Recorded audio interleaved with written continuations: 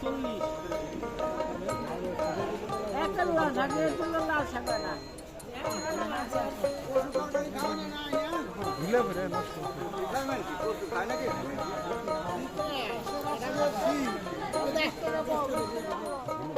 আলাইকুম এভরিওয়ান, আশা করি সবাই ভালো আছেন। তো ভিডিও তো অনেক জায়গারই করি।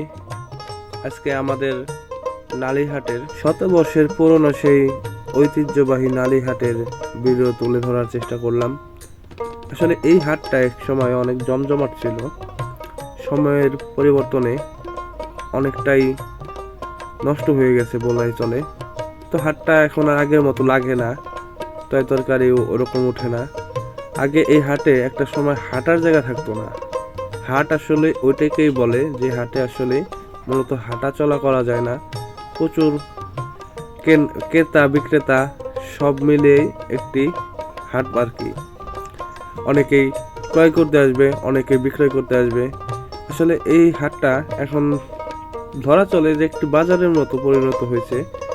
ছোট্ট ক্রেতার সংখ্যা কমে গেছে, বিক্রেতার সংখ্যা কমে গেছে। এমন একটা সময় ছিল এই নালিহাটে অনেক দূর দূরান্ত থেকে মানুষ আসতো জিনিসপত্র ক্রয় করার জন্য এবং বিক্রয় করার জন্য।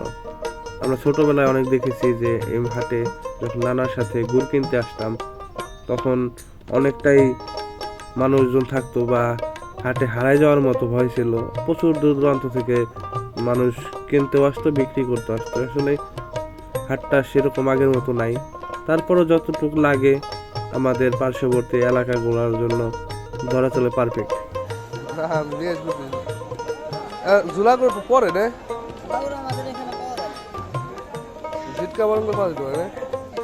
এই হাটে একটা জিনিস আমি ভিডিও করতে পারিনি, আসলে ভিডিও করার উদ্দেশ্যে গেছিলাম না, গেছিলাম একটা জিনিস ক্রয় করার জন্য।